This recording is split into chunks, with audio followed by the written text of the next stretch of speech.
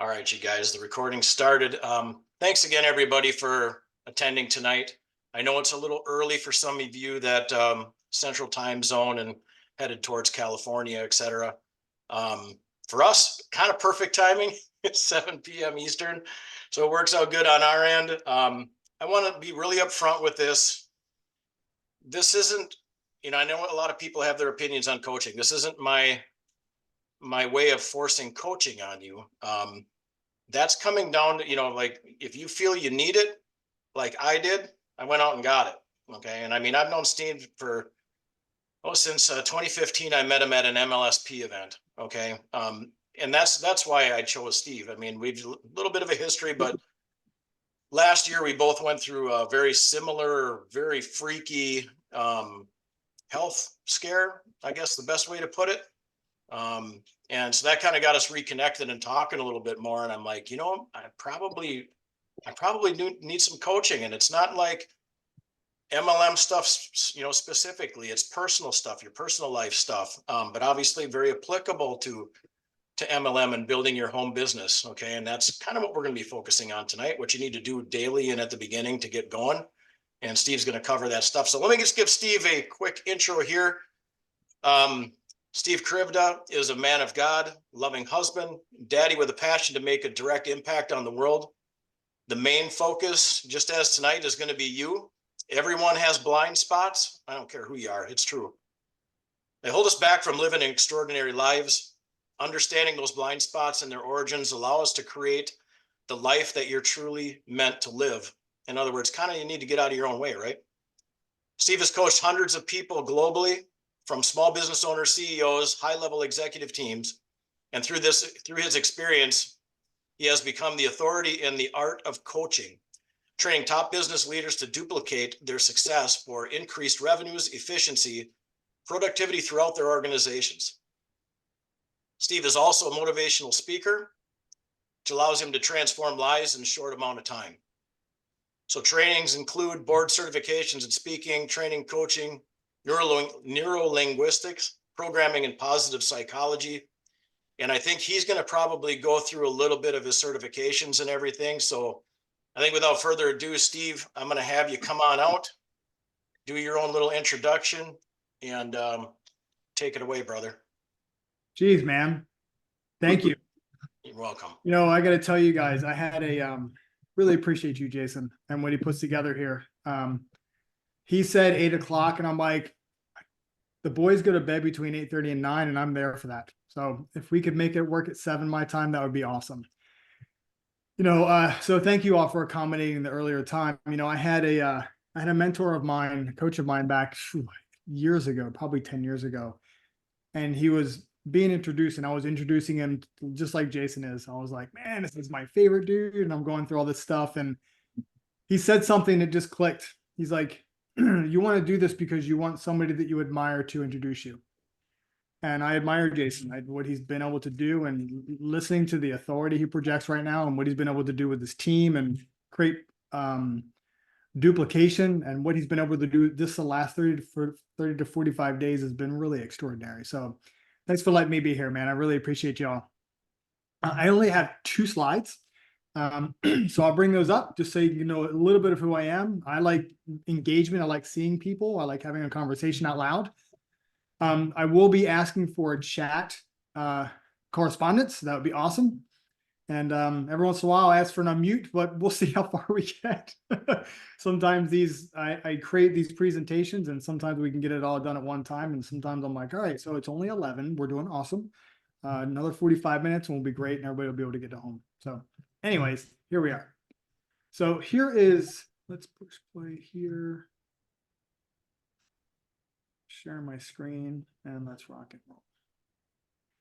So as you may have seen inside of the Facebook, wasn't going to click on all this stuff to open it up. You can read it. If you don't know who Ray Higdon is, just a really great guy. He was actually the one I was talking about. I had an opportunity to speak at his Doppler Academy as MC, and I emceed his personal branding and marketing boot camp. The MLSP that Jason was talking about, I spoke at their Live to Dream 5, 6, 7, 8, and 9. I just got approached by their by the owner again last night. So I don't know what's going to happen there. I've spoken in front of Ziegler's coaching summit at 100 with 100 Ziegler coaches. I actually got an opportunity to train their coaches, which is amazing. I just got promoted just now as one of their 2 lead coaches with one of their signature programs, See at the Top. Super excited about that. Digital marketing mastermind team's kind of neat. Certified affiliate marketing coach. I'm negotiated and sold over $100 million in contracts at my last job. Certified speaker, trainer, coach with Ziegler, speaker, coach with John Maxwell, created the Eagles Impact Coaching Program. I've certified over 40 coaches. And this last one here doesn't really fit unless you understand what it really means. It's black belt karate. It's not really to impress anybody. It's been a while since I've been in karate, but just understand the sensei, the mindset never shifts. So whatever you want, man, I'm going to fight for you. I will fight tooth and nail, and you're not going to get me to quit. So whatever you want to create in your life, that's what we're here for. So I'm going to go down, but I might get back up.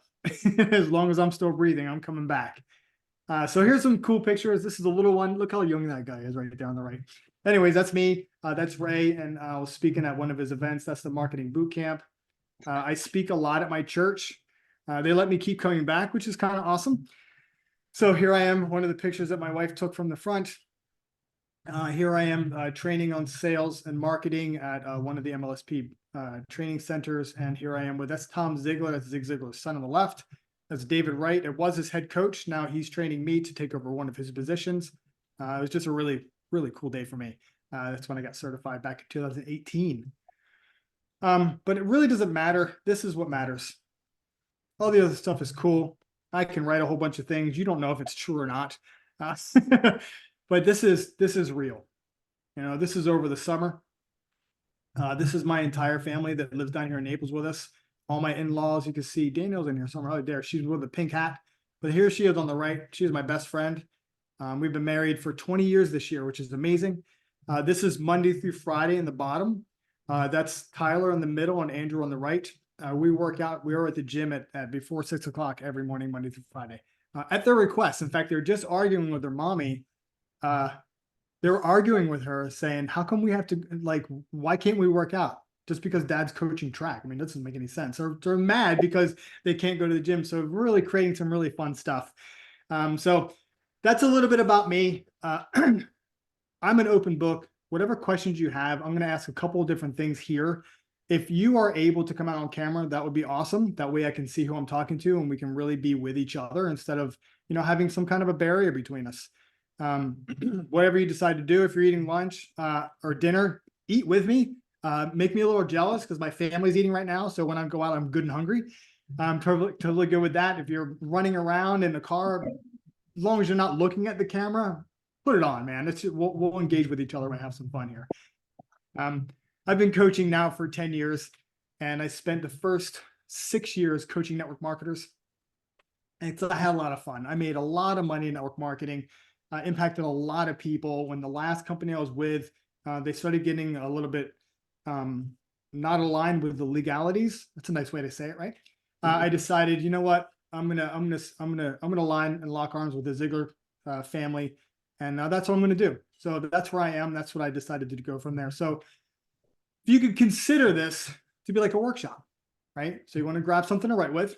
We can go old school and use a pen, or you can use an iPad or whatever you want to use.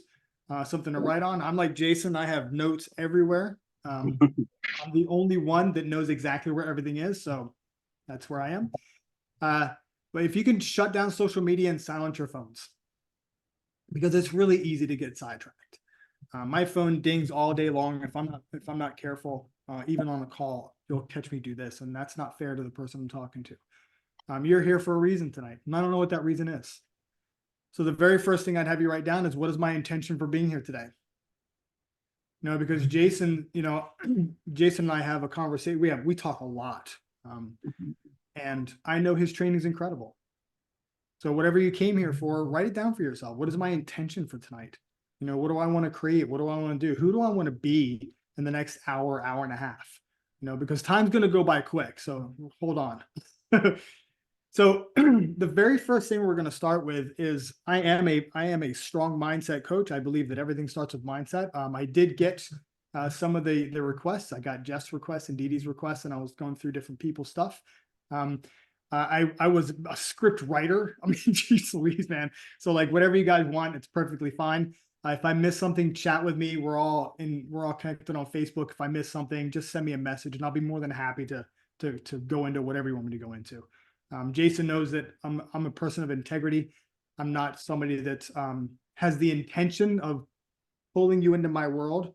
My intention is always to serve into yours. So this is a very interesting thing. We'll do a quick exercise first.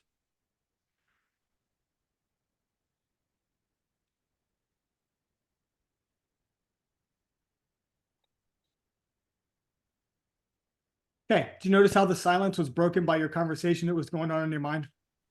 What's he doing? Is he going to talk? Did he freeze? Great. The tornado hit Steve's house, right? That conversation was going anyway. So I need you to be with that conversation as we're continuing to move on, because there's typically about 6 conversations or more that are happening. There is, we got one on mute. There we go. So there's the conversation I'm having. There's your interpretive conversation of mine. And then I'm thinking to myself, I wonder if they're catching this.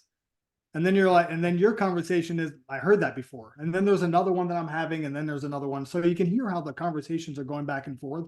And what it does is it pulls us away from exactly what's happening. So this is called a default way of listening. And we do this all the time.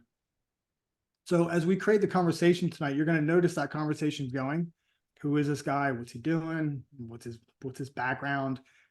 Great beard. Just kidding. This is new. It's only 3 months old. So let's jump in here. Enough goofing off. So you're getting a little bit about me. I like making fun. I like making jokes. But one of the things that's really important to me is you. So this is not about me. It's not about what I'm doing in my life. It's about what you're doing in your life and what you want to create. So here's one of the things you can put in the chat for me. Is it, why did you join MPG? Why did you do this? Why did you walk down this path? There's a good chance that you already knew exactly what kind of profession this was. If you didn't, you found out quickly. So let's see. Freedom. Ooh, I love that word more than you'll ever know, Michael. So keep putting them in there. It helps me understand where you are. And the more I understand where you are, the more I get to create something powerful. Because of Dee Dee. Ooh, Dee Dee, you are a very trusting person. That's awesome. I would have hearted that too. Community, awesome. I knew it was going to be special and an opportunity to free myself and my wife. Cool. I thought you said of your wife for a second, Jason. I was going to have a conversation with Shannon. Oh, integrity. Love it. Who's John? Wave to me. What's up, man? You and I are going to be friends. Leadership, financial freedom, timing. It's one of my favorite words. Make a difference in my life and help others. Cool. Keep them coming. I'm going to keep on moving here. So where most people come into this profession, it's money, it's get out of debt, it's freedom, it's more time. But here's the thing, and even as I'm reading to these, I'm going to push some buttons here tonight. And please understand, anything I ever say here is always going to come from my heart. Because I love people, and the fact that you're with Jason, I already love you guys. So that's an easy one. But having all this stuff, having freedom, having the money, having time, having community, like, what does it matter? Like, why, what makes that matter to you? Or what will it give you? Like, you can continue putting in the chat. What's it going to give you by having freedom? Like, what does that mean? To push myself, a better world. Got it. Ooh, like that one. That's Diane. I dig that, Diane. Hi. Making a difference, right? But what does it matter? And the reason I'm asking this is because we are, as human beings, we get very surface level. You know, for the longest time, my biggest thing was like, well, why do you want to be a coach? I'm like, because I love people. I'm like, so me too. Well, that's a really good point. I'm like, so I had to look further into it, because just loving people is not going to get me out of bed to have a conversation with somebody and dig into their life or dig into their goals or dig into what they're looking to create in their business. It's not going to do it, because there's always pushback. Always going to be pushback. Otherwise, we could read a book and be amazingly awesome, right? Time to travel the world. Got it. Time free. Beautiful. So the reason I say all this is because in what matters to you as it comes to fruition, there's a feeling, emotion, or some kind of sense of being. What would that give you? Like, what's the feeling, emotion, or sense that it would give you? Like, just kind of bring that into the space here. And when you get that, when you start really digging deep in that, we're only 3 levels, by the way. I usually go around 7 or 8 to really anchor this in so powerfully that you wake up out of bed and you literally can't wait to put your flip flops on or slippers on, or probably boots if you live a little further north than us, and get moving. And you're like, man, I can't even wait to pick up my phone to have a conversation with somebody. And I'm just going to tell you that I had the biggest challenge in network marketing because there was a lot of things that were coming up for me. What are people going to say? How am I going to handle these no's? In fact, in the beginning, I didn't know rejection was a thing because nobody told me. I was really kicking butt. Maybe some of you guys remember a juice company called Mona V. I can say that name because not in business anymore. And what's funny about it is um, I just shared it with everybody. This stuff's crazy. I'm like, I feel great. I sleep better. I'm awake better. I don't have any pain. All this stuff is great. And like they're like, it's $40 a bottle. I'm like, I'd pay $400 a bottle for this. And every single person I knew was on my team in my town. Like I would go to people's doors. I'm like, dude, I'm coming in your house. I got to show you this. And then I went to my first event and they said, has anybody been rejected yet? And everybody's like, no, I have. Boo. And I'm like, whoa, what? What do you mean? And then they started saying things like, "Are your family's probably saying bad things, and your friends are turning their back on you." I'm like, "What?" Like my friends are saying, "What? My family is who?" And then I get home and I'm like, I don't think I want to talk to people anymore. Like, if people are going to say nasty things about me, I don't want to do it. So the question really comes down to is what changed? If you think about what changed, the only thing that changed is my perception and my interpretation of what I thought was happening. Because in all reality, none of them were because they were always over our house. Nobody said a thing except for that somebody planted a seed in there. They planted a seed of insecurity or fear or the big D word, doubt. So the reason I asked earlier, education from great friends. Oh man, there was like 4,000 of us in there. Everybody's booing. I'm like, why are you booing this? It's who cares if they say no? It's they don't like the juice. So what? But there was a lot of emotion put into it. So, anyways, the reason I asked so powerfully of what feeling, emotion, or sense is this going to give you, for me, it was a sense of peace, sense of calm. My emotions, I felt phenomenal. Like I'd get off a call with somebody and they told me no. I'd be like, oh man, I'm sorry. I'd feel super bad for them. I'd be like, hang up the phone. Like, man, I'm so sorry that they said no. So it started switching the things around. So the reason the feeling, emotion, or sense of being that you get, that's your actual why. So what I would highly recommend is a little bit of notes that you took. I'd write it if you haven't already. And if you want some help with this, Jason is really good at writing up visions, is to write a short half page and come from a place of that emotion, describing the day as that is. And I can easily tell you, it's a little chilly now here in Florida. It's, 70 and it's still too cold to swim. But during the summer, actually, when the kids were on Christmas vacation, we were in the pool during the week at like 11 in the morning. And I was like, I just decided to take 3 hours off of my day. I'm like, I'm gonna hang out with the boys today. We're gonna cook some food and hang out by the pool. And like I used to think that was just this 40-year goal. When I'm 80 years old and I'm finally retiring, I could do that. Well, I'm 50 and I'm doing it now. And the only reason I say it, I don't want to, it's not a brag or it's not about me. It's about what's possible here. See, one of the things, a lot of the things that really is powerful here is that you see all the accolades that I have, but I barely graduated out of high school. I skimmed out. I begged my economics from all the people in the world and my economics teacher to give me a D so I could graduate. And I'm hoping that, well, you probably have judged me, and that's perfectly okay. But the biggest piece of that is this: none of that matters. Because in this profession here, we're all the same. So once you write that half page and you're writing it from a place of emotion, I will really highly recommend reading it every single morning. Whatever your daily thing is, if you read scripture, make that second, make scripture first, and then make your reading of the stuff later. But make it part of your daily goal, right? This is called an emoti goal, right? You have a goal, but it's made with emotions. Right. So what we'd like to walk into here is your daily mode of operation. I want you to really be with this. You can go on YouTube and read really great books around how to create a daily mode of operation. But one thing that's missing that I haven't seen before, and I talk about this all the time, is only you know what's important to you in your daily mode of operation. You know what's important. You also know what you eliminate from your DMO. You know, and I'm just going to tell you, I was a great emailer, super awesome at posting on social media. I would send out great messages. Period. That's about it.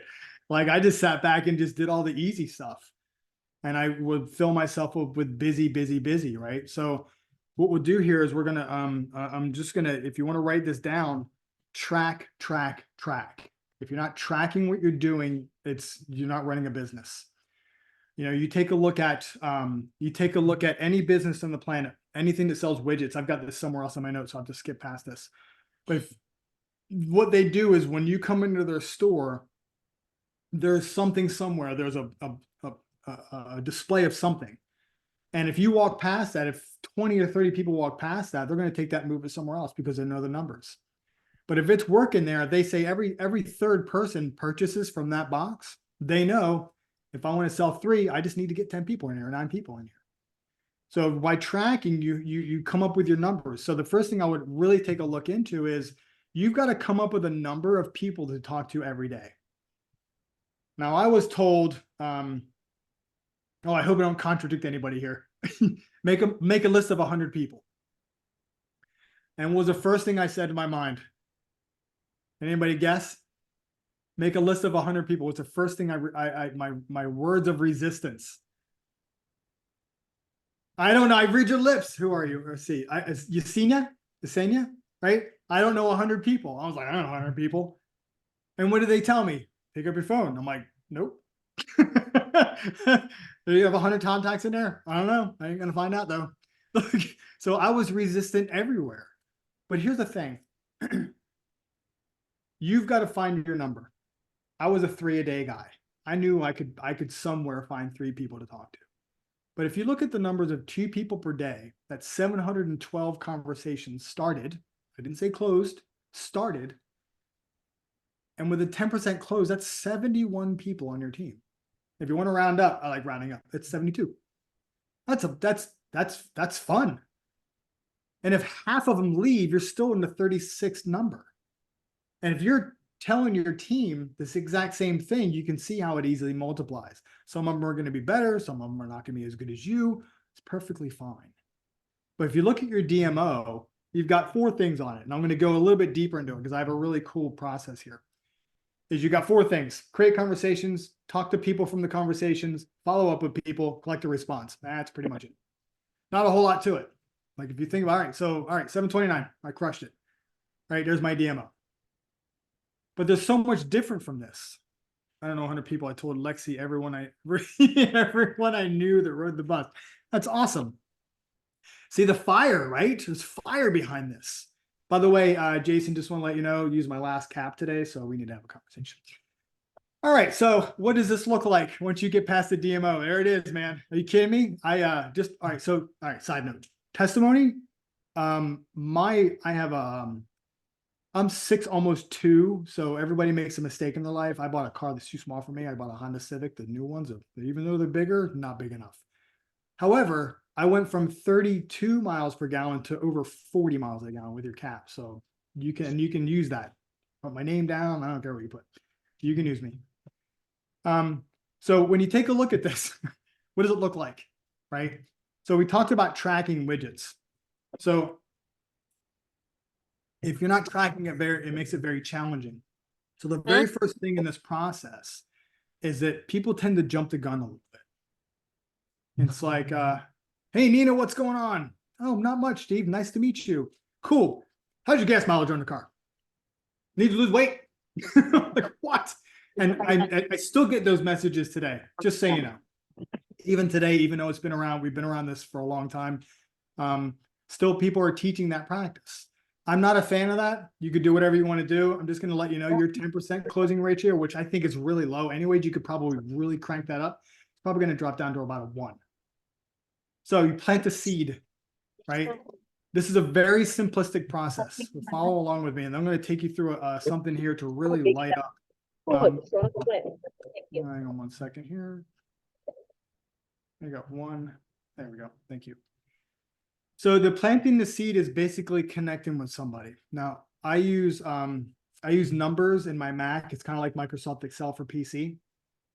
So if I connected with Jason and be like, hey, Jason, man, I'm sorry you were dealing with some health issues, man. I'm really sorry about that. Jason Meissner, Facebook Messenger. I'll just put it down. It doesn't mean that he's a prospect. It just means I connected with him. So I know personally, if I have six coaching calls, I will create. Notice I didn't say get. I will create 2 clients. I know that. Those are my numbers all day long. Unless it's random stuff, it's usually around 30%. So you plant the seed, track the person you connected with. Once you do that, once you connect with them and they respond back to you, that's when you start the conversation. You get to invite that person into your life for a conversation to catch up. Really simple stuff. So Jason and I were actually just catching up on things. And he's like, dude, I live in Cape Coral now. I'm like, what? Like 40 minutes north of me, man. And all of a sudden now we have these things in common, and we're just, hold on one second here. There we go. Now we have these things in common. Now we're having a little bit more of an in-depth personal conversation, right? So then this is my favorite. You're auditioning people. You know, when you go for a job, you go for an interview. Well, this is what's happening. And I'm sure you've heard this next thing, that never work with somebody you don't want to go on vacation with, because you're going to go on vacations anyway. So I might as well go on vacation with people that are fun. So I audition people. My first 30 minutes is just getting to know this person. In fact, I had somebody earlier that and about 20 minutes in, there were some things that really bumped up against some of my beliefs. I'm like, we're not going to spend 6 months together. That's going to be really challenging. So I coached my butt off for an entire hour. We create some really powerful stuff. And I was like, cool, I'll touch back with you in a couple of weeks, see how you're doing. Never invited. I didn't go any further than that. So do I want to work with them is the very first thing. What's new? So with Jason, what's new? He's like, well, this is what's new. I'm like, holy smokes, man, I was just in the hospital. He's like, me too. So all of a sudden we're connected. I'm like, so how else have you been? What's going on? So we started talking about our families, and man, we have a lot in common, which I never really knew before because we never really had a conversation. And all of a sudden now we're having this like long lost friend conversation where you can say, hey, I was on your Facebook page. So I usually connect with people that are spiritually connected, vertically connected. So I'll say something. Hey, I was just on your Facebook page, man. I really appreciate your stand. Thank you for that. That's awesome. Not a lot of people do that. And as soon as I do that, man, and that's, by the way, that's from my heart. That's not some kind of weird thing I do. I love people, man. When you take a stand for something you believe in, that's powerful for me. They're like, oh, thanks. I'm like, so when did you start that journey? And be genuinely caring, inquisitive, love people, right? Because what you're looking for, once you get that person into the conversation with you and you're having a good dialogue with them, what you're looking to do is ask them what they're looking to do. It's not, by the way, this is not 14 weeks of messaging back and forth. By the time 3 back and forths are going back and forth with me, we're on a Zoom call. It's maxed out 3, as far as I want to go. Because otherwise you can tell when somebody doesn't want to talk to you. Tell them to have a great day. That's all. No big deal. Catch up with them on their birthday. By the way, if Jason hasn't already told you this, a great way to connect with people is just wait for the Facebook Messenger happy birthdays to show up and just say happy birthday to people.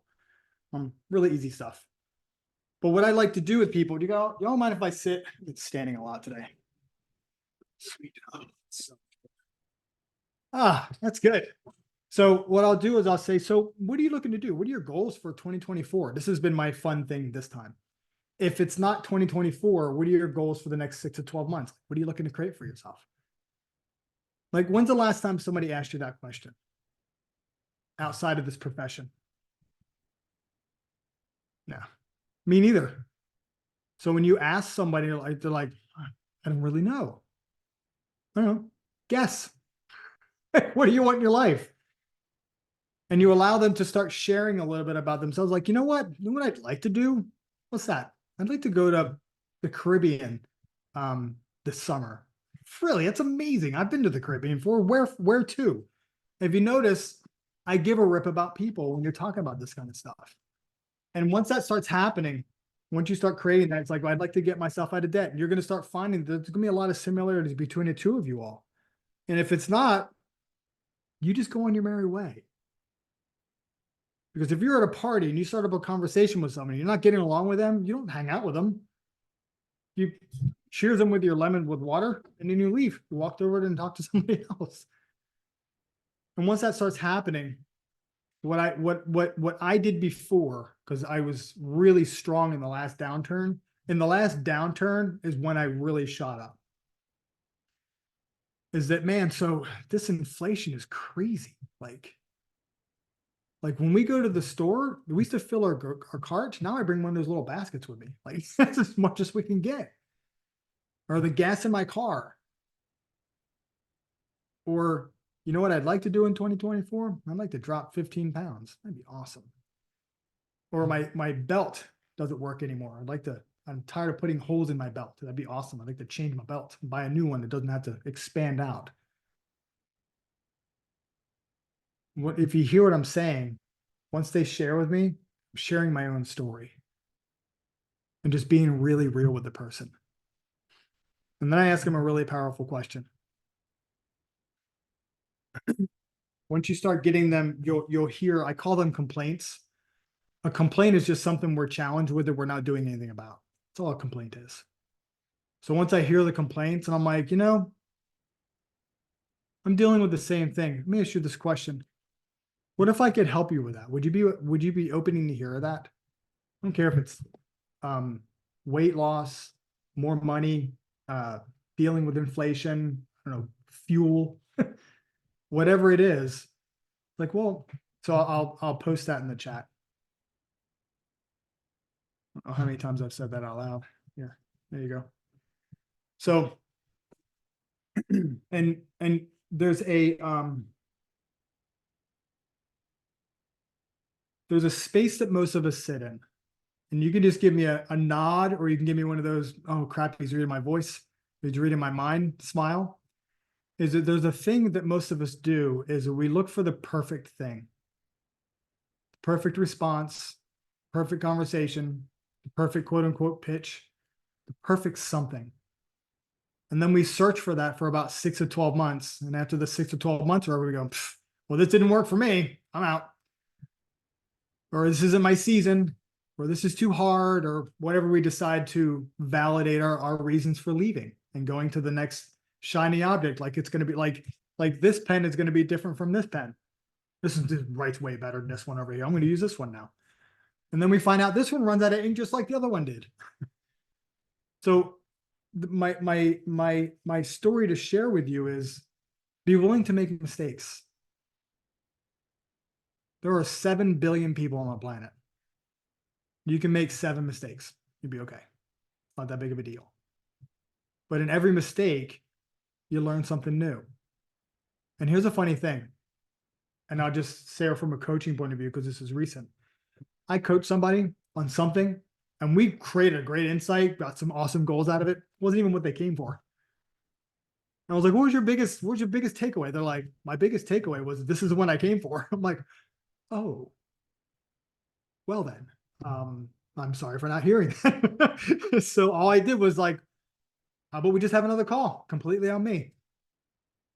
And they're like, oh, that would be amazing. Thank you for that.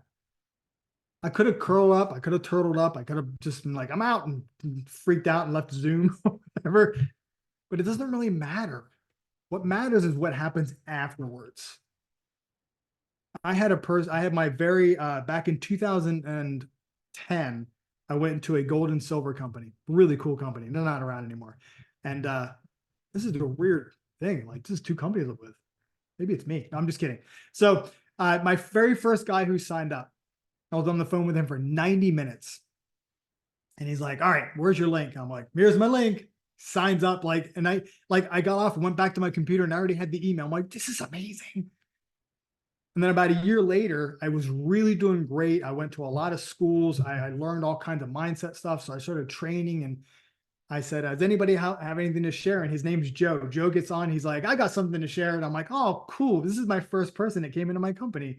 He comes on and he goes, just to let you guys know that the only reason I signed up for Steve is because he was just the one that asked me.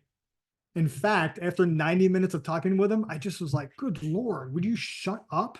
Give me the link. I'm tired of you almost talked me out of signing up. So be willing to make mistakes. it's okay, right? There's a thing called dead reckoning. If there's any sailors here, and dead reckoning is a very interesting thing. Dead reckoning is actually the DE. It's DED, not DAA, not DEAD. Dead reckoning. Dead stands for deduction.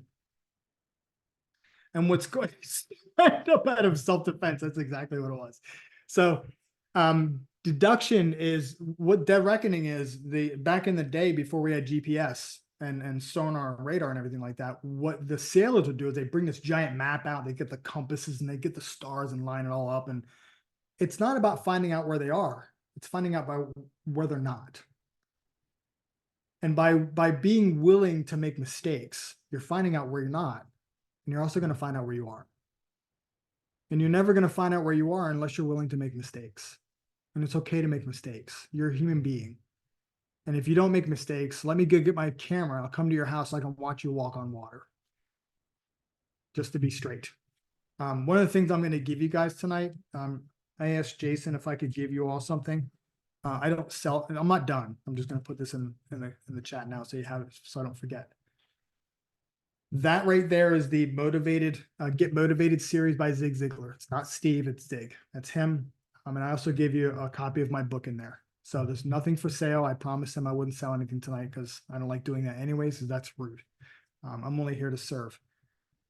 So any questions on the pitch? Because I want to go into some objection handling. Not gonna say like question. Yep. What I'm gonna say is for me, when I actually did it, it was not even remotely the hill that I made it into.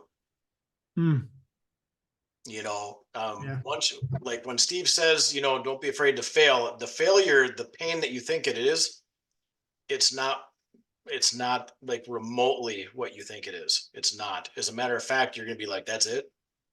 God, why didn't I do this sooner? I really should have done it sooner. So just by take. Perfect. Cool. All right. Objection handling. Please, for all that is great in the world, please don't convince somebody. When they say, tell me about the comp plan, send them a link. Well, have you made any money with it? That has no bearing on whether you're not going to make any money or if you're going to make money. It has no bearing on it. Because I'm going to tell you right now, what do we have on here? 4, 8, 12, 16, 17, 18. There's whatever the percentage is, there's people on this call that will make a ton of money. They're going to impact a ton of people. It's going to happen.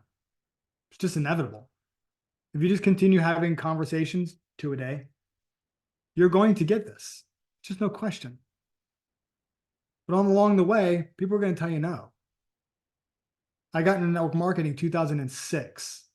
I didn't really make anything powerful until 2012. Do you want to know why? I was afraid. It's just afraid. People say, oh, I got imposter syndrome. No, you don't. You're afraid. I'm a perfectionist. No, you're not. You're just afraid. It's not that big of a deal. Goodness gracious, ready? How many people have been scared of the dark at one point in time in their life? Please don't make me raise my hand by myself. Okay, cool. Right? See how easy that was? What's in the dark to be afraid of? Anybody know? Where's your logical brain? The boogeyman. The boogeyman, The right? unknown. So things that aren't real. So somebody said the unknown. Perfect. So the unknown is what most people are afraid of. And I thank you for that. It really takes courage to unmute yourself and speak out loud. The unknown is not known. So there's nothing in the known. So in order for us to be afraid of the unknown, we've got to put something there. So the interesting thing about that is this. By the way, that was my whole thing for like 3 years. I'm just afraid of the unknown. I don't know what's going to happen there. Like, yeah, well, me either. I'm like, will you be quiet? So like in order to be afraid of something, we've got to create it and put it there. And this is where the convincing starts. We got to convince people to join us. You don't understand. Got this guy Jason, crazy trainer. Oh, you don't even know the leadership. You've got to do this. You know what? I know you're happy with your company and everything like that, but this is 50 times better. Let me send you the comp plan. I'm gonna put you on a 17-way call with all my leaders. Like we go through this whole thing, right? But if you really listen to everything I've been talking about so far, people buy on emotion. I went down, I won a 3 Series BMW in one of my companies. And I was like, woo, king of the hill, man. And I was like, I'm going to go for a 5 Series and I'll be really super successful. And I went down there and looked at the price tag and went, this ain't going to happen. And then that salesman tagged me on a couple things. He got to know me. He's like, tell me about your family, Steve. I'm like, oh, I talking about my wife, Danielle. And at the time we had 2 boys that were younger, way younger than they are now. And he's like, man, I bet they mean a lot to you. I'm like, they do, man. He's like, did you know that this car has 18,000 airbags and it stops in like 4 feet? Like he's telling me all this safety stuff. And he's like, this is the safety car of the year. And he's going, I'm like, crap, I'm going to buy this stinking car. It's so out of my budget. I don't want to spend this much money. Dang it. And then I bought it. Came home. Daniel's like, oh my God, no, he's a good salesman. I bought 3 cars from that guy. So like we buy on emotions, and then what we do is we confirm it with data, right? So the objection handling isn't about coming back with people with data. Now there's a very small percentage of the world that will say, I need all the data. They've already made the decision. They already did it. So I've only used one objection handling thing. And if you've heard this, just humor me and just pretend like you haven't. Is that I've only used feel, felt, found. Yeah, saw a couple of nods on that one, right? So yeah, I totally got it, man. You've done one of these before, man. I feel you. I felt the same way. In fact, I've done 18 different companies. But what I found out was this: it's not about the company; it's about the leadership. When I talk to the leadership, they're leading me. They don't tell me what to do; they help me what to do. They listen to me. They're there for me. They're helping me. They don't brush me off like most of the other leaders. So if you really want to have success, let's go that way. Are you ready to get started? Just let it go. Who would listen to me? Holy smokes. I had a conversation with this guy one time. He told me to make a list of 100 people. I'm like, I barely know 4. So I feel you, man. And I felt the same exact way because I only knew a few people. But what I found out was this: I don't need to know a lot of people. I just need to know that one person to know a lot of people. And that's what I did. I didn't know anybody. I just knew that I knew a few people that knew a lot more people than I did. Or those things don't work, right? For the most part, they don't. Do you know why? It's because people don't work. So I feel you, man. I felt the exact same way. But what I found out was I got tired of relying on everybody else's opinion. And I started relying on my own. And I said, you know what? I'm going to stop listening to them. I'm going to do this. I'm going to start doing something for myself instead of for somebody else. So let me ask you this question. If I introduced you to somebody that was just like you and me that was working, would you get signed up? Just sit there with them. No? All right, cool, man. Appreciate you taking a look. Awesome. Do you know anybody else that's willing to lose a little bit of weight, save a ton of money in their fuel, and make a bunch of money and maybe possibly impact some people's lives? They're like, well, yeah, I do know a few people. Cool. Would you mind sharing my number with them, or maybe even give me their name? Just ask for the referral. And here's a funny thing. Let me let Lexi in. Here's a funny thing about that. What you just did, which they went, oh crap, I do know people that would do this. All right, well, hold on a minute there, Steven. Tell me about this this pellet thing you put in your gas tank. Tell me about that again. I'm like, well, I'm just gonna let you know that I make way more money on my gas bill than it does for the silly little pellets that I put in 3 times a month. Oh, I'm like, so you could be a customer if you want, but then you might miss out if somebody says, hey, what are you doing? But whatever you want to do, man, I'll help you whatever you want to do. You look at like just the weaving and the moving, right? And here's a funny thing. Did I learn this overnight? I did not. But here's where it comes natural. When it starts coming natural is when you go, this person has nothing I need. Nothing. In fact, what's funny is they need what I have. They should be so grateful that I'm talking to them right now because I care. They should be tripping over themselves for whatever this is going to cost. And if you walk into it with that, changes the game for you. I know without any question at all, if I didn't get in the network marketing profession, I wouldn't be breathing on this planet. That I'll place money on because I'm going to go into something with you in just a few moments here, and I want to stay. I want to keep you with me. There was a really dark period of my life, and what was interesting about it was this. Some of y'all know I talked to him about him earlier, Ray Higdon, and that guy went to bat for me. He went to bat when I was the most insecure, crying like I know, grown man crying. I was like ugly crying. He was like, and he was there for me. That's what this profession is. This is not a business. This is a world community that we get to be part of. And when we look at people and we see the sadness and the upset, what's going on in the world right now, you could be there for somebody. You have no idea what people are going through. No idea. And when I hit easy, probably just a little bit below rock bottom in my life. He's the first person I called. And he's like, man, let me know how I can be there for you. And if you notice, that has nothing to do with the company we were both in. Because there's a community in this is that we all have the same thing in common. We're all doing the same stuff. If you think the leaders aren't doing the same thing you are, you'd be mistaken. Because we use different words right now as pitching and prospecting and selling. I don't want to sound salesy. Okay, fine. Then don't. Give a rip about people. Serve them. But we act as though it's different, and it's not. These are just simply words that describe a conversation that you get to win with somebody else that's winning. So as we go through this next section here,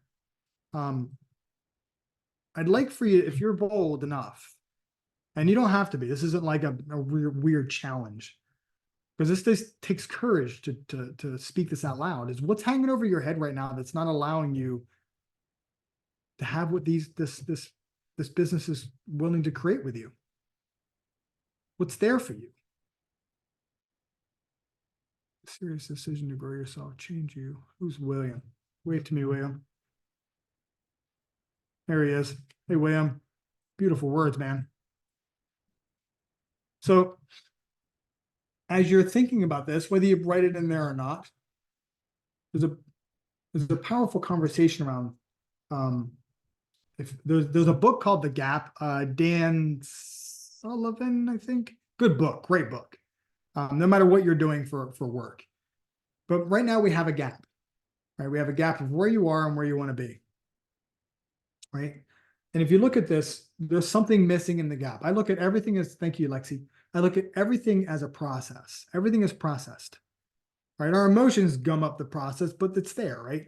So here you are, and this is where you want to be. So somewhere in the middle is something. And you can say, well, you know, it's man, if I could just be more consistent, or if I could just be more persistent, or if I could just whatever, right? We fill in the blank. Time management, got it. You're going to like this, DD. It's going to be fun. So I would say what's in the gap is your commitment. And that's not a jab. It's not a push. It's not a mean thing to say. It's just, you know, you're committed to something. So what do you hear when you heard the word commitment? It's one of my favorite conversations, by the way. I like this conversation. Because what I'd like for you to consider is that you're already always committing. You're committed to something tonight. You're committed to something today. You're committed to something in your life, whether you're consciously doing it or not. Ooh, Diane says scary. Thanks, Diane. It's awesome. So we end up getting something important in our life. And we're like, you know what? I'm going to choose to do this. And then I'm going to write down these names. You know what? Love Steve said something. Man, I'm freaking fired up right now. Write some names down. Got four names. That's how he said he started. Cool. I'm going to do 4. Well, it's 7:56 p.m. Eastern. Ooh, I bet people are getting ready for bed. Kind of tired too. I haven't had any dinner. I'm going to go get some food. I'm going to start tomorrow. And then I don't know what your watch says. My watch doesn't say tomorrow. So we end up getting committed. Elizabeth Crook. Fun name. So we get something important to do. But what's more important than that, we need to start distinguishing the commitments that you are, right? So if I asked you, you can post this in the thing here. What's the first thing you do each day? Ooh, believing I deserve it. Oh, I love it, Angeline. Thank you for being bold. That's a good one. Oh, pronounce it's not DD, it's Deanne. Oh, I got it. Cool. Thank you for that. No, Diane. Deanne. It's Deanne. She's French. Oh, Deanne. Oh, very cool. I dig it Yeah, even more. I'm super Didi, but not Diddy, but Didi. But Didi. she's Deanne, not Diane. Oh, Deanne up there. Okay, cool. Sorry, I Yes. was lost in my Yes. words. Thank you. Yes, Thank you sorry. for that. Awesome. Feel free to call Diddy anytime, though. Yes, like Jack and Diane Diddy. Oh, you guys are awesome. No wonder you do these calls, Jason. These are fun. Y'all are fun people, man. So think about the first thing you do in the Jack and Diane. The first thing you do in the morning, right? Meditate. Got it. So I'll let you know. I get up, I go to the restroom, usually as I'm brushing my teeth, kind of like a combo thing. And then I wash my face, and then I usually hang out. I usually sit down and back in bed for a few minutes and gather my thoughts. Do you know I don't have to think about that? Like I don't call this an alarm. I call it an opportunity clock, because when it goes off, you have an opportunity for the day. That's a Ziegler thing. I'd like to take credit for that, but I can't do that. So like you have these habits that you've created that you don't have to think about anymore. Like if I said, what shoe do you put on first? You don't have to think about it. It's probably the same one every time. Same pant leg, same arm. You go top, front tooth, back teeth, front, back, and then you're done. But you do the same thing day in and day out. See, that's called being the commitment, right? Brushing first, then I make it. I'm like, oh, got it. Cool. Thanks, Jeff. So when it comes to commitment, you know, there's different ways you can create your commitments. Some people they'll commit to themselves, but not in a crowd. I've been to different events where there've been, a couple hundred of us in the room, and they're like, "Who's committed? Raise your hand." We're like, "Woo, raise your hand." I don't want to be the one that doesn't. Me too. And they go, "Great. Who's willing to share their commitment?" Oh, he raised his hand. Right? Because if I tell somebody, they won't remember. And I don't want them to remember and ask me about it in 6 months. So we get this fear of commitment, and as though it's like there's some kind of really weird, authentic danger in having a commitment. And then we talk as though we have commitments. But a real true commitment is being the commitment. Monday through Friday, I'm up at 4:30 in the morning. I will tell you, for the longest time of my life, an easy majority of my life, I would say I'm not a morning person. And I just believed it. Now I get up at 4:30. My opportunity clock goes off. I jump out of bed. And I'm like, cool, I'm going to go get the boys up. We're going to go to the gym. But in the beginning, it was a have to. It was almost like a burden. I'm like, this is bull poop. Can't believe I told the boys I would do this. I must be out of my mind. And I begrudgingly get up. I have to get up because I have to get them out of bed so we can have to get to the gym, so we can have to get to school on time. That sounds terrible. It's like I'm being tortured, right? But could you consider that your commitment isn't something that you have, more of something that you are? Because if you remove the have tos and the burdens of the commitment, you create a distinction of the commitment, not having a commitment. So if you could create a powerful conversation around committing, you create it around becoming the commitment of your business. You become the commitment of MPG. You become it. You don't have the commitment. You don't have anything. Because if you could put it in your hand. But when you become the commitment of what you're doing, This goes way back in the beginning of the conversation when I said, what's the emotion that you're going to have when you're really there? You know, my thing was I get to raise my hand and say, I did it. I did this. I did it. Not to prove people wrong, but because I wanted to say I did it. I wanted to accomplish something for myself. So I became coach. I can't say the company's name. I use Motivate. I became Motivate. I became the juice drink. I was the juice guy. That's what everybody told me. Here comes the juice guy. What's up, guys? Got your juice? It's in the car. Anybody need it? Nope. Okay, cool. And it just became the person that I am because I decided that. So here's my questions for you. Like, and you can, this is where you start taking some notes because this is where we get to kind of create an interactive exercise. Is it, what are you committed to? Right. And I'll say some things out loud. It's like, you're probably committed to one of these things, at least. Well-being, maybe your relationships, your living environment, finances, communication, family, spirituality, your education, your business, your community service, whatever that is, just write it down. Doesn't really, none of what matters is that you do something with it. Right. So if you can consider that in life, that what people say they're committed to, their actions contradict it. So a non-offshoot example is somebody saying, I'm committed to having love in my life, but they don't show up as lovable, as mean, right? It's like, oh, how's that? How did they go? They were good, but they went like this, and we know what that means. Like, what? They just find something to move away from it. So you get to, what ends up happening is,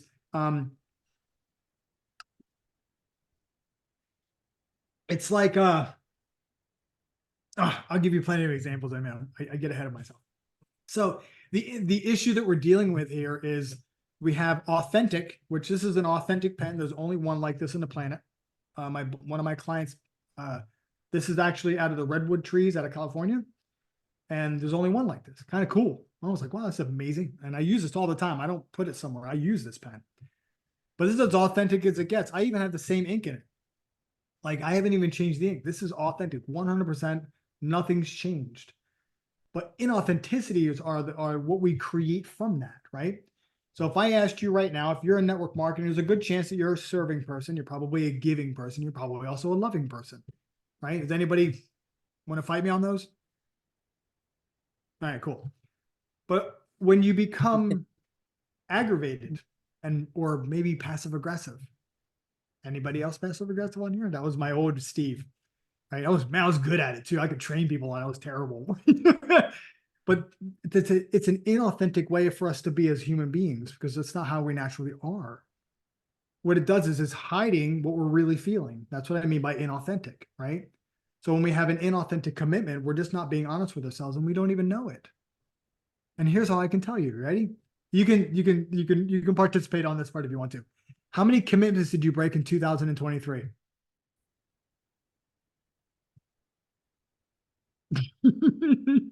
I as a group, yeah, there we go, Jeff. He did this. That was somebody was like, how long do you want me to go? Right?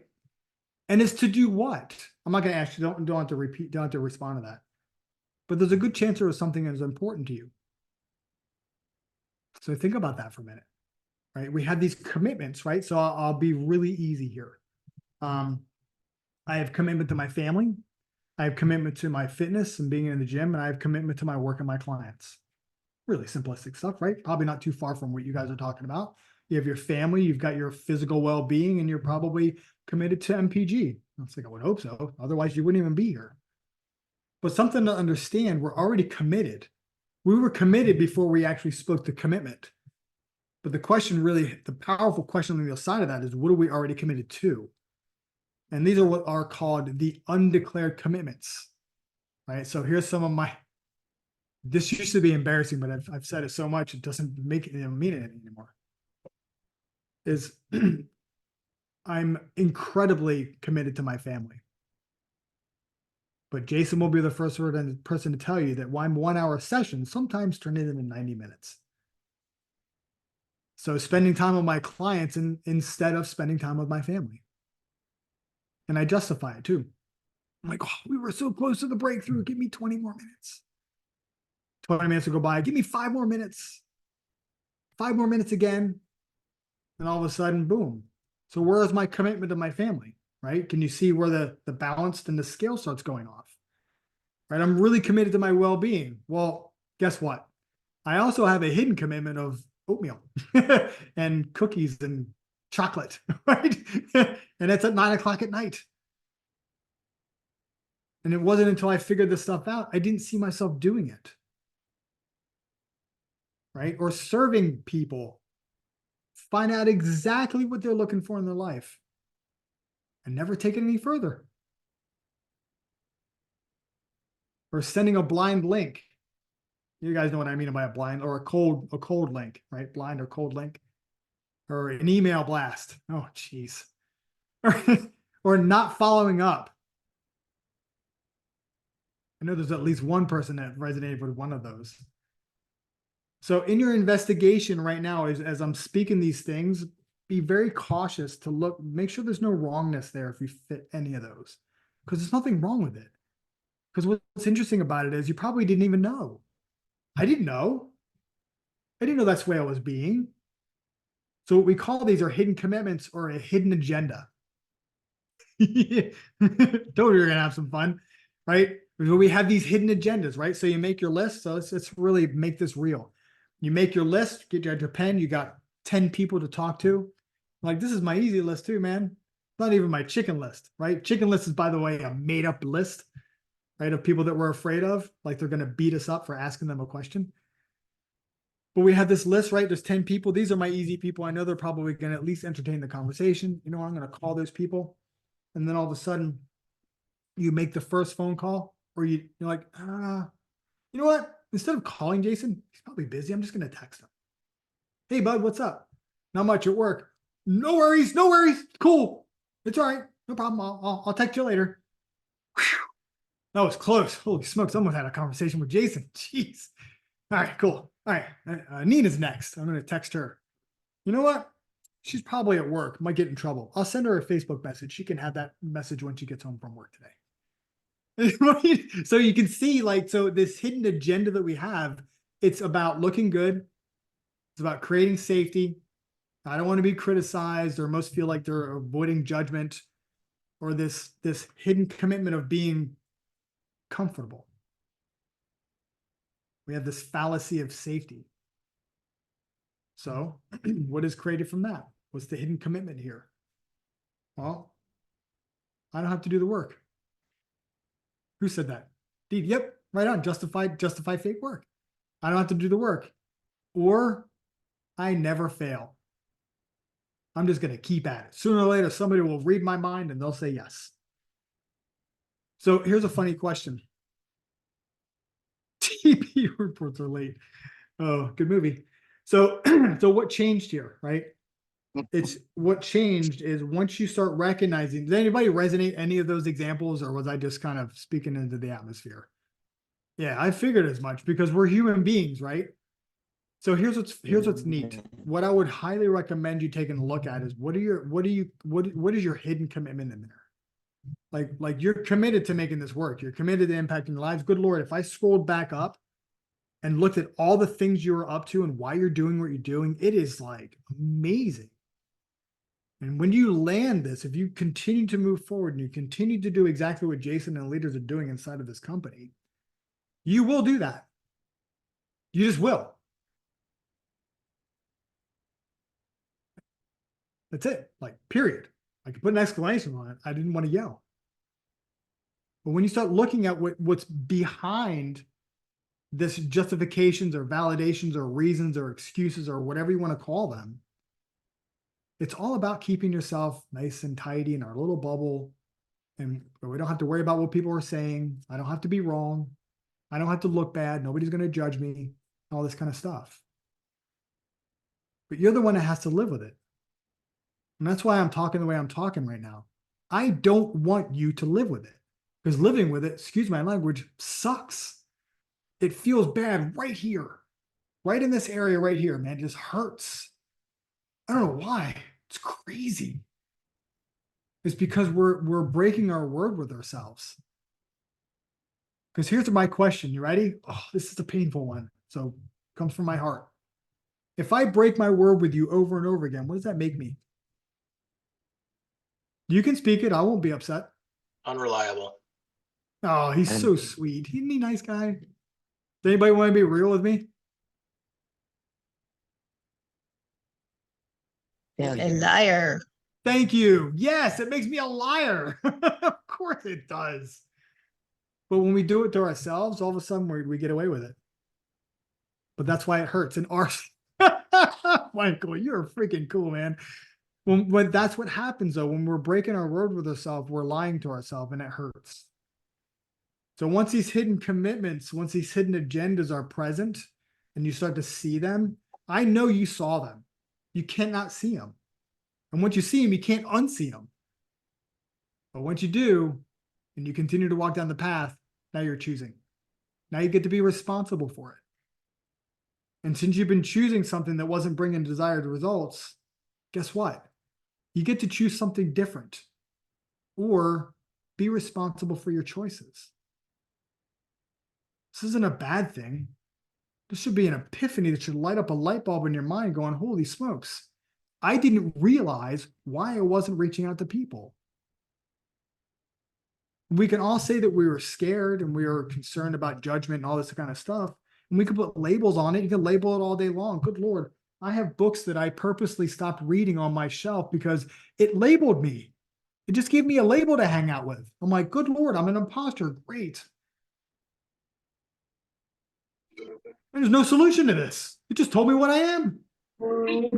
And then I say, they're like, hey, how come you quit? I'm an imposter. Anybody to find out who I really am? Me too. Great. We should start the imposter MLM. Man, we'd be rich.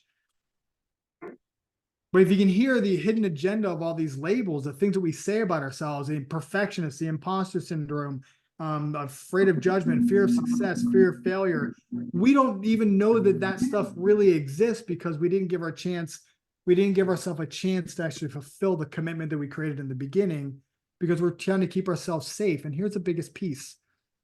What are you really keeping yourself from? Hang out with the question, don't answer it yet. So here's a commitment. Why am I doing this, right? I'm impacting people. You. Right? Creating the possibility of a lifelong, powerful transformation. You know daggone well, Jason will never, ever, ever, ever forget his life inside of this company. No matter what happens with the company, he'll never forget his experiences here. But in that place of looking for creating and living a lifelong, powerful transformation for yourself and the people you're going to impact with, that hidden commitment is to feel valuable. Somebody said yes. Holy smokes. That feels freaking amazing. I am now worthy. I am super worthy. And I got a yes today. Yep. I'm a contributor to society. That's right. I just helped somebody's life change. And here's a funny thing. That's how I live my life. That's how I live my life inside of coaching. But there's something there. What's wrong with that? What happens if you get a no? Are you all of a sudden now you're not a contributor to society? You're not valuable anymore. You're no longer worthy.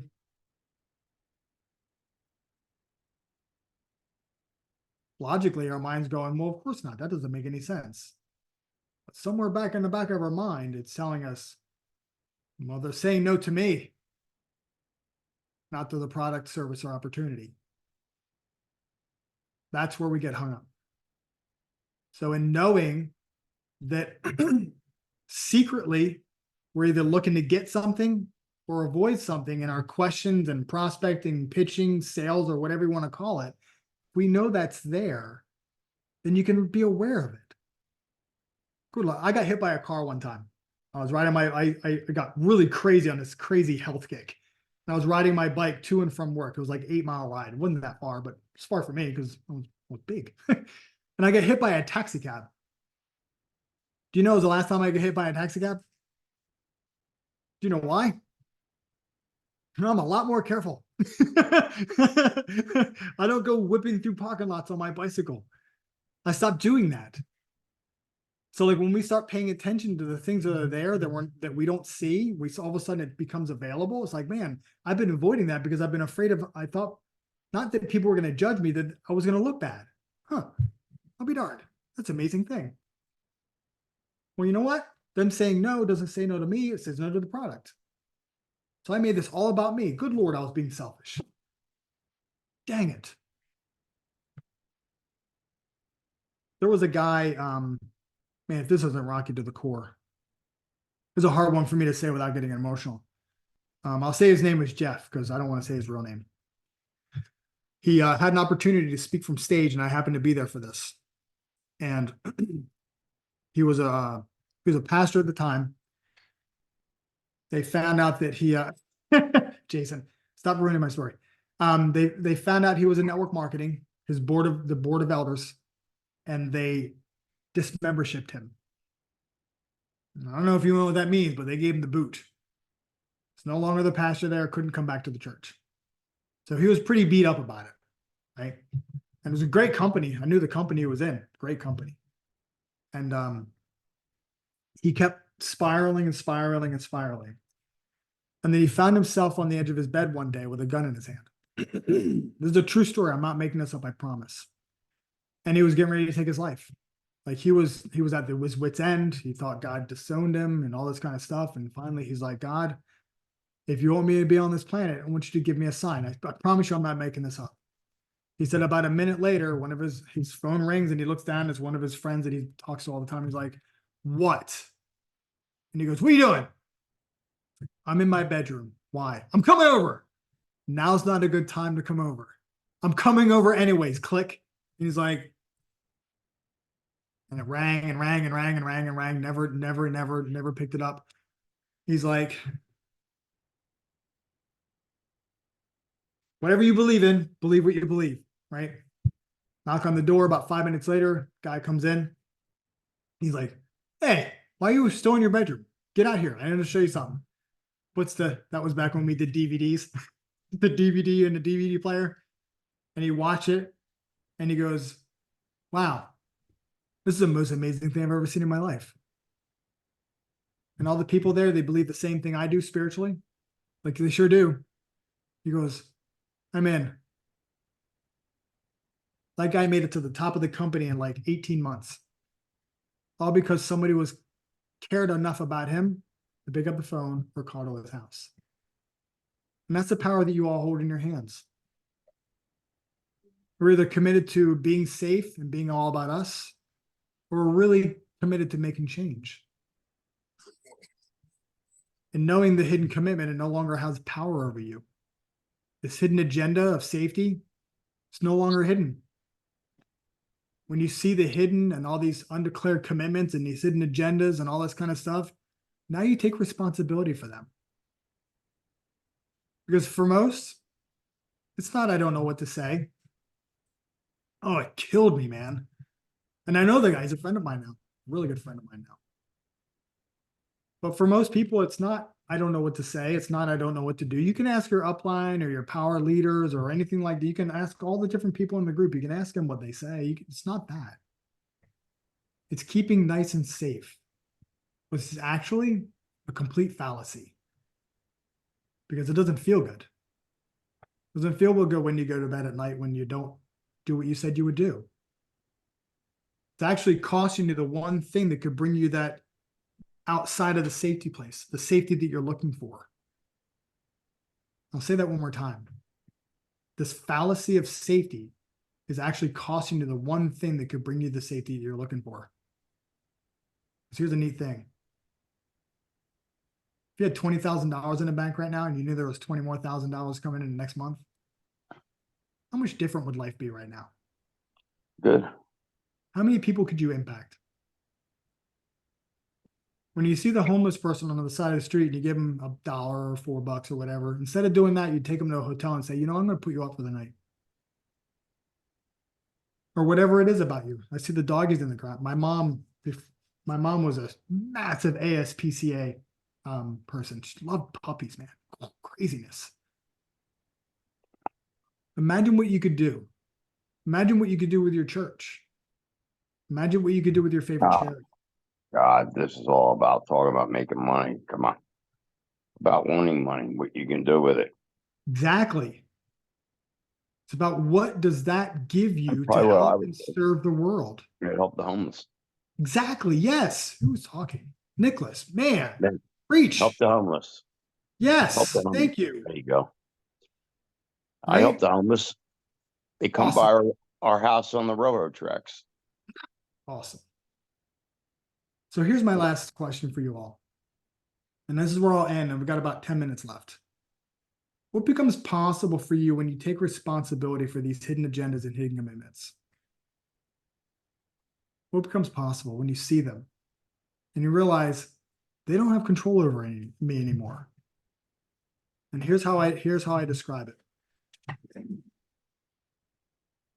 You're standing in the middle of the street and there's a truck coming down you at 60 miles an hour. You have a choice. There we go. You can close your eyes, pretend that it doesn't exist, and you'll get hit by the truck. Or you can open your eyes, take a look at what's stopping you, holding you back, realize that you made it up. Because you're just scared. It's no big deal. You're a human being. Congratulations on being human. And go, oh. And you get back in your lane again. There's your choice. And that's the whole point of this whole conversation. Yep. It wasn't about creating a DMO, which hopefully you saw something in that. It wasn't about the objection handling. It wasn't about some of the script things that I brought up on the stuff. By the way, all that stuff really works. That's all the things I ever did. It's about paying attention and seeing what's really stopping you. And then you had to make it up somewhere because somebody said something about something. And you were like, that makes sense. Like somebody saying, have you ever, anybody been rejected lately? And it messed me up for like 4 years. I went from, I think I was in 12 different network marketing companies. And then I quit for a year. And my buddy Ray wouldn't stop calling me, drove me nuts. And then he had one of his sign, like 2 people below him. All right, he stops calling, he stopped answering my phone calls. You call. And I signed up because I'm like, if I give you my credit card, will you stop calling me? And she said, I will. I'm like, great. And here I am. Because somebody was not willing to take a no from me because they were taking a stand for me in my life. So, all right. Whew, I'm sweaty. Good Lord. Some of those stories, man. We've got a few minutes here. If anybody has any questions, or I could take a drink of water, get some of my voice back.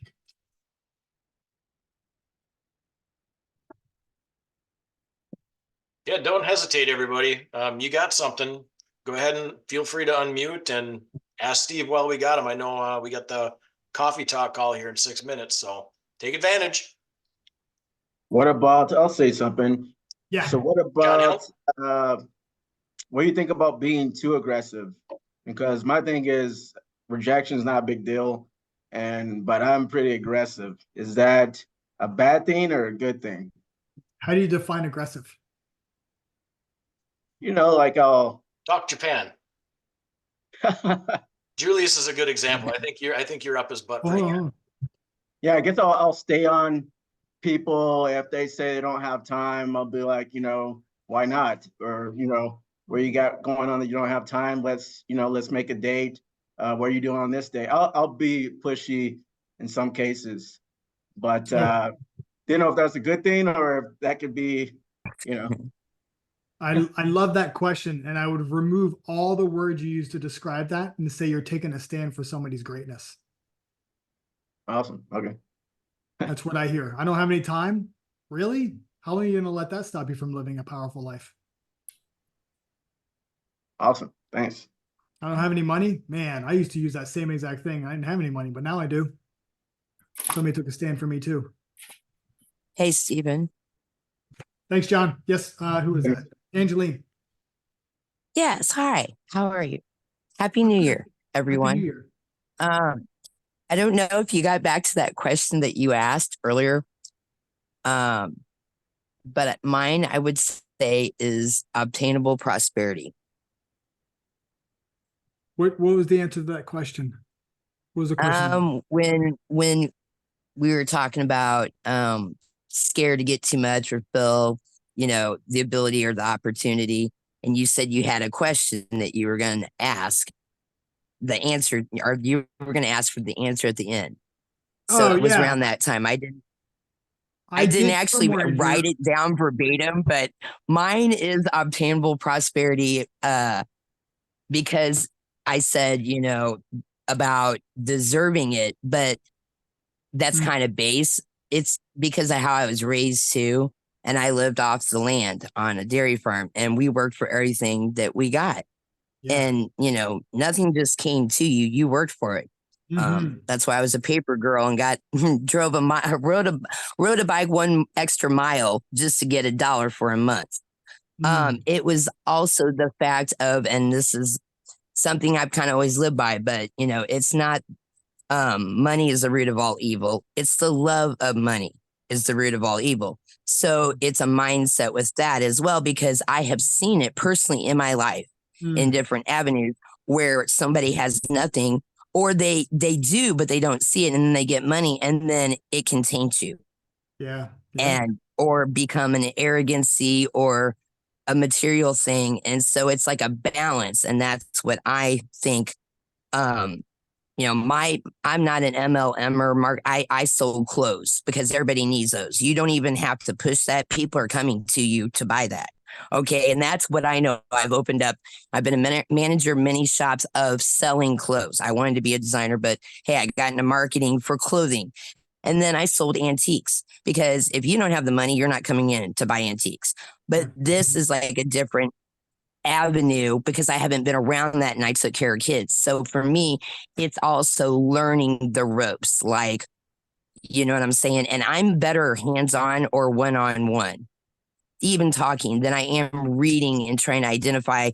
To me, it's like I told Dee Dee, and I call her Deeds. And I wanted to say that earlier because she is always writing stuff up. And you were saying, what is a deed? It's like a Right. commitment, right? Well, that is a deed. Like you're signing your name on the X, or, putting time like lawyers do to write up a contract or something, training.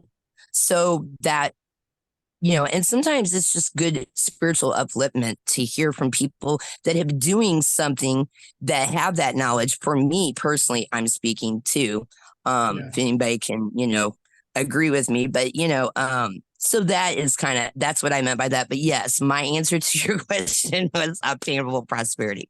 So, but Awesome. thank you so much. Quite a pleasure to be here. Oh, I'm glad. Thank you for that. Awesome. Appreciate you. Thank you. My voice is Anyway, coming.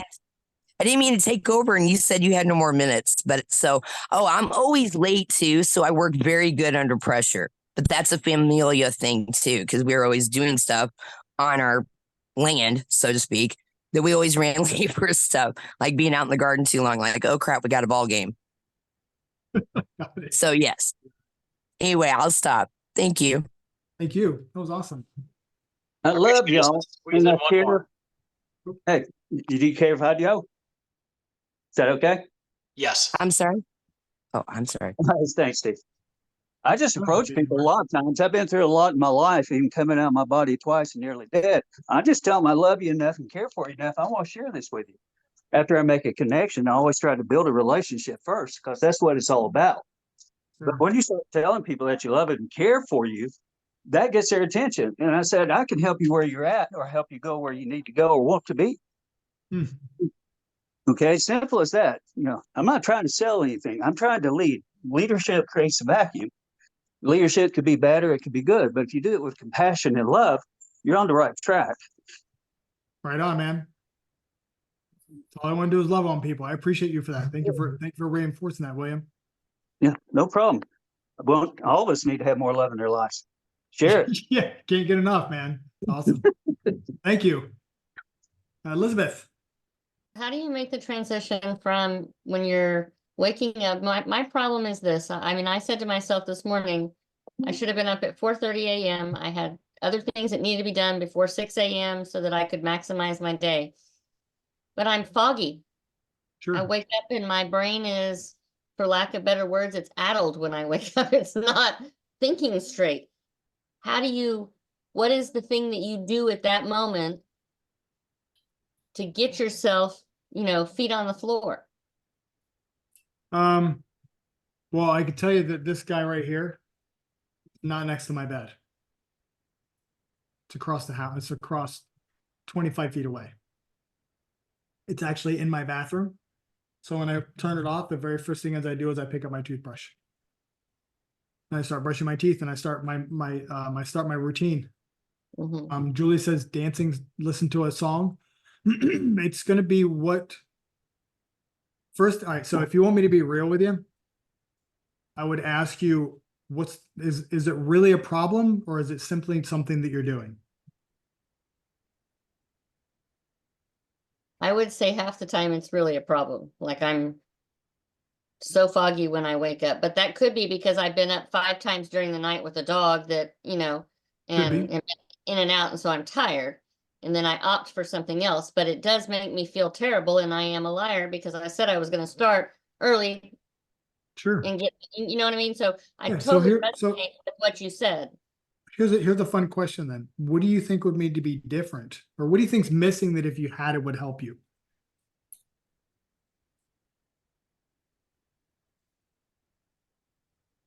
I don't know. I mean, I've tried making my alarm something that would be uplifting or upbeat so that it would, sort of put me in a different headspace. Ooh, I don't know. Maybe I don't understand your question. So you said different headspace, right? Mhm. So one of the things that we do when I used to have really bad dreams, like really violent dreams, crazy stuff. Then I started analyzing things and looking, right? Before I would go to bed, we were watching Criminal Minds, one of my favorite TV shows. Mhm. Really violent show. Just if you haven't seen it, some really dark stuff on there. Mhm. But when I started watching happy stuff, I liked The Big Bang Theory is one of my, it's a funny show.